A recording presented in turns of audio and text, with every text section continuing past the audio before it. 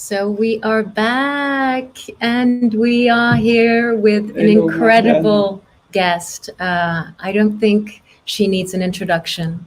Sometimes we call upon names, but sometimes we don't need names anymore when we embody who we truly are.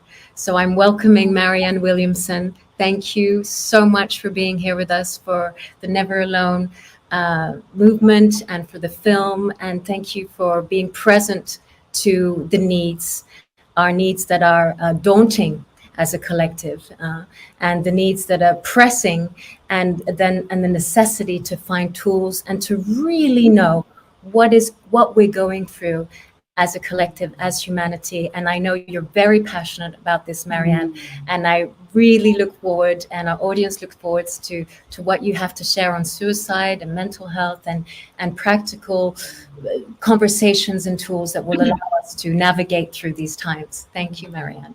Well, thank you so much, and thank you for doing what you're doing. And I'm honored to be invited to share my own thoughts and feelings here with you tonight. Obviously, this is a very, very difficult time for us collectively, but also many of the ways in which people are experiencing so much stress and so much mental anxiety and tension.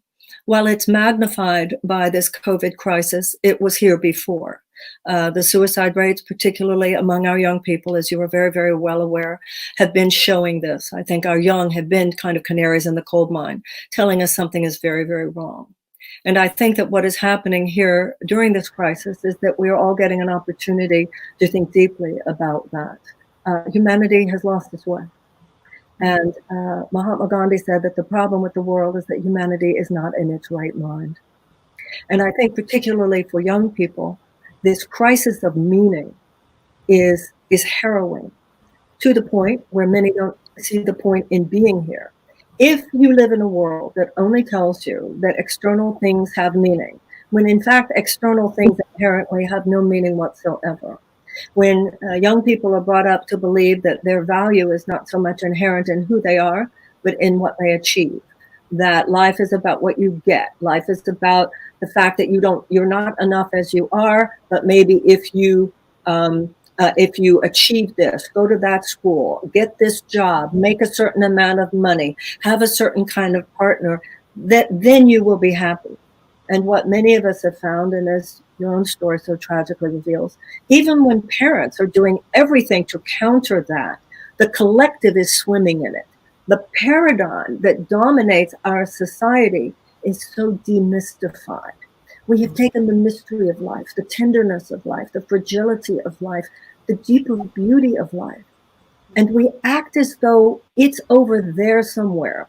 And what really matters is that we all be on this treadmill all the time, trying to make this happen or that happen. And the this happen and that happen thing that we're all after always has to do with materiality, always has to do with consumerism, all has to do with external power, external dominance, some people getting it at the expense of other people liking us.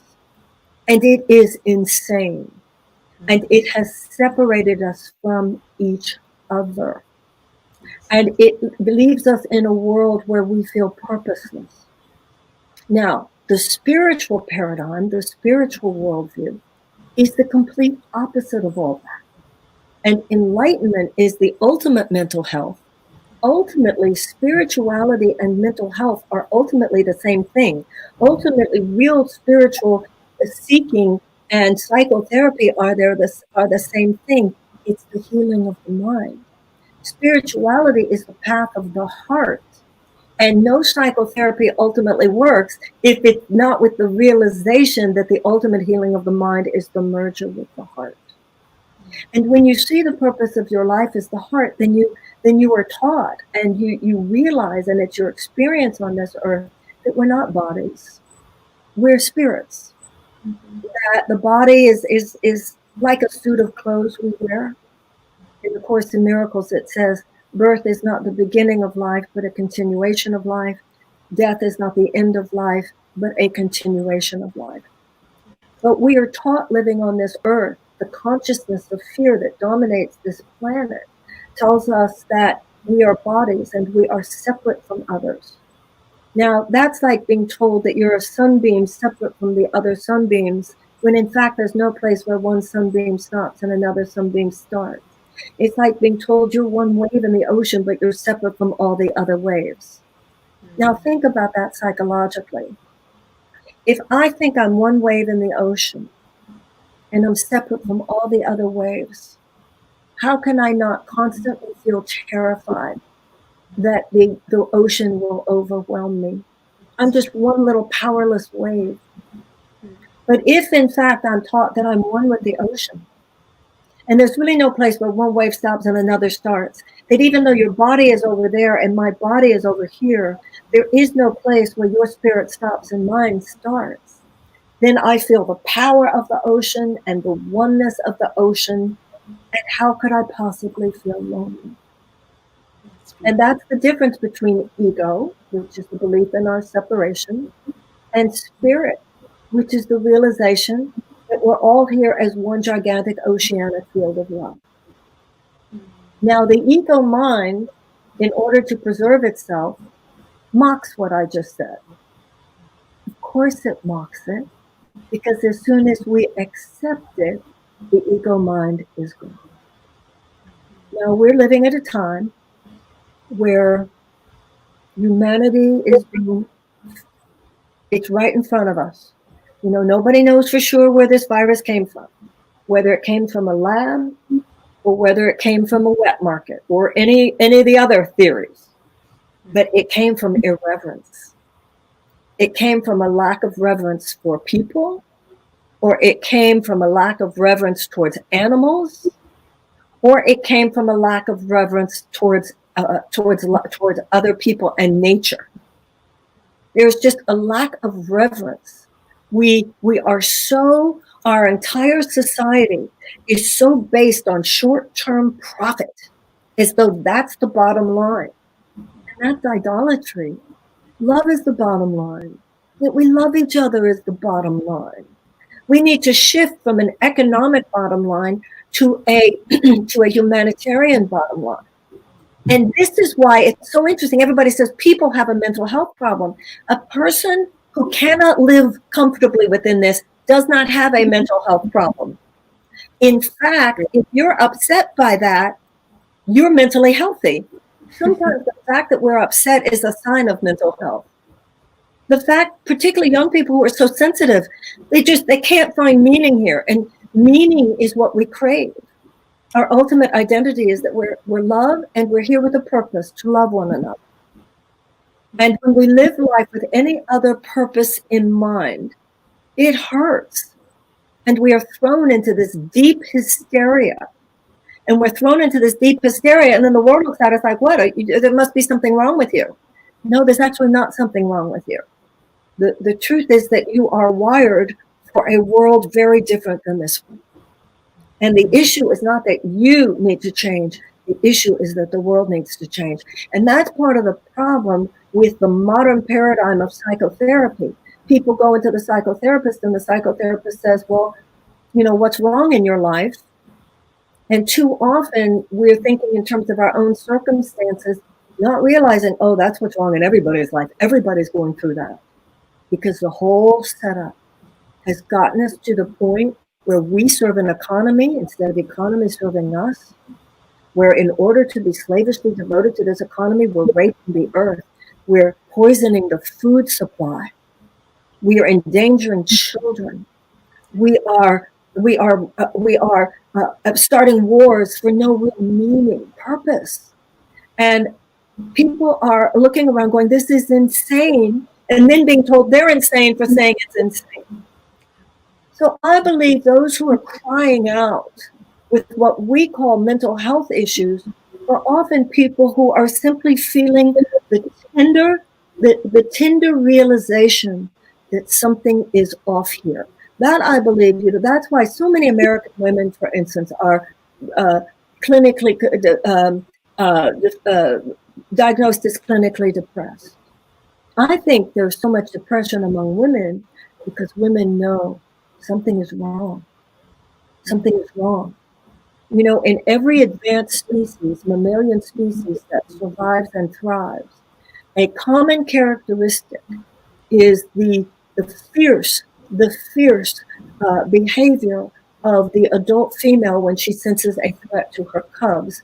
And you, Gabriella, are, with the work that you're doing, displaying this fierce dedication, because through the most tragic ways, you know what is happening to our babies. Yes. This must change. This must change. And COVID is showing us this must change. We will literally not survive the 21st century unless we are open to the possibility that there might be another way.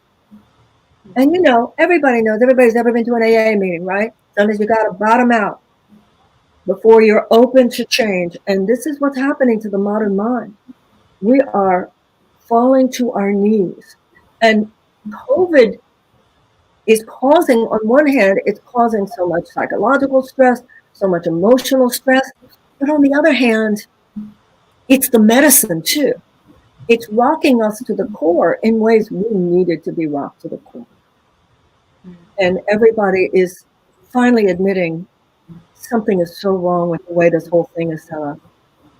Regardless where it came from, that once it got to the most powerful country in the world, that we don't even have the healthcare system or the government agencies or the political leadership to have handled it any better. What does this say? What does this say? People are waking up to the fact that we are skating on thin ice, not just in the area of infectious diseases. We're also skating on very thin ice in the area of nuclear power. We have all these people running, taking care of our nuclear facilities who are coming down with COVID. We are also skating on thin ice in terms of our environmental issues, and that's why so many of our young people. My goodness, how many young people have all of us met? And I, you know, when I was running for president, I used to ask audiences this all the time.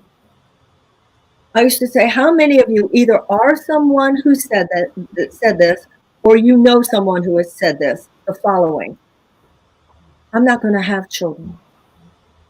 I don't see where it's a responsible thing to do given the state of the world today. This is so aberrational. I mean, in every generation, there are people who just don't want to have kids. That's fine. Not everybody's meant to have kids. But we're talking about people who, in the normal scheme of things, will be talking about, and then they'll have children.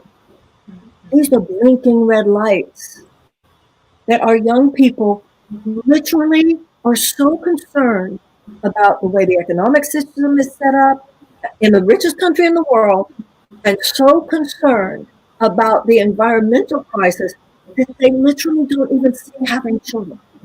Yeah. This is not their mental health problem. Mm-hmm. This is a sign to all of us. Now, I think, you know, the American mind is very good with a to-do list. So a lot of people get very concerned at this time because they say, okay, but I don't know what to do. I don't know what to do. But you know what? It's like the difference between an operable tumor and a cancer that has metastasized. This is not one problem that there's a silver bullet for and we can just go in and remove the tumor. This is a cancer that has metastasized, and the cancer is a malignant thought. The malignant thought that it's all about me as opposed to all about us. Yes. And it has poisoned our economic system. It has poisoned our political system. It has poisoned our culture, where everybody thinks it's just about gimme rather than what can I give to you so I can honestly get, and that we are valuable for who we are. That you don't have to do anything to make yourself more valuable.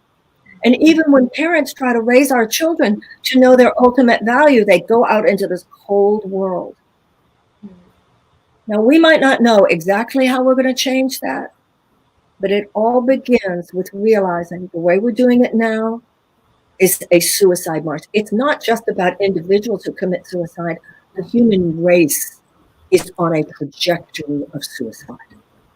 Wow. Our environmental issues, our recklessness around nuclear issues, our recklessness with the planet, our recklessness with animals, our recklessness with each other. It's the species that is walking towards suicide.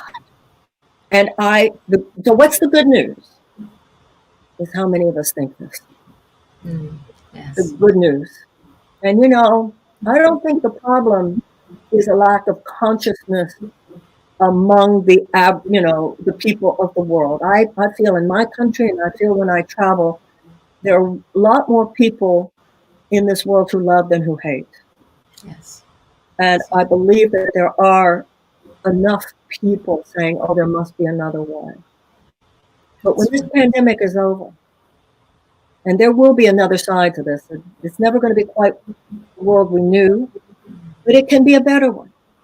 And I believe that people such as yourselves, making yourself available, I mean, you know very well, and everybody who's joining with you knows, there are people feeling they're barely holding on right now. Yes. And I think one of the things that we can say to people is not to affirm that they have a mental health issue, but you're living in a world where the feeling of loneliness and isolation is so great. The pain is understandable. Yes. And we are going to change. We're going to change the economic system. We're going to change the way our political system operates. And many of these changes are already underfoot, but we need to be committed to them. People who hate are far outnumbered by people who love. But those who hate on the planet today, including in our country, hate with conviction. And too many of us who love when it's convenient. Or they love, you know, the people they like. We've got to expand our love so that we are displaying as much conviction behind our love as some people now are displaying behind their hate. And that's why I think what you're doing here tonight is so important. We can't just think it anymore. We got to do it. And that thought alone, if enough of us share that thought, if enough of us consider the possibility there might be another way, and you will be guided to what you can do, and I will be guided to what I can do. And every individual, some people are assigned to the arts, and some people are assigned to science, and some people are assigned to mental health, and some people are assigned to education. And in a way, politics is our collective assignment, just like the cells in the body. One cell assigned to the pancreas, one cell assigned to the lungs. But every cell is assigned to collaborate with every other cell, not to do its own thing, to collaborate with every other cell to serve the healthy functioning of the organ and the organism of which it's part. And when a cell disconnects from that natural intelligence, when a cell disconnects from that collaborative matrix and goes off to do its own thing, that's malignant. That's what cancer is, a cell that just breaks off from the collaborative matrix. And what has happened to the human race is that we have been infected by a malignant consciousness, the consciousness that it's all about me. And that's what we're evolving. That's where we're evolving now in the 21st century. The mindset of the 21st century is different than the mindset of the 20th, just like the mindset of the 20th was different than the 19th. And we're all part of this great collaborative matrix, just like you and I are tonight, and everybody listening. And I thank you, Marianne. Humanity. I think. Thank you so much. Thank you, Marianne. That was wonderful. Thank you. I wish we could be just all night discussing this constantly. Thank you for allowing me to be part of what you're doing. Marianne, since 10 years, Gabriella and me, we have this film in our heart. What you say tonight must be in this film.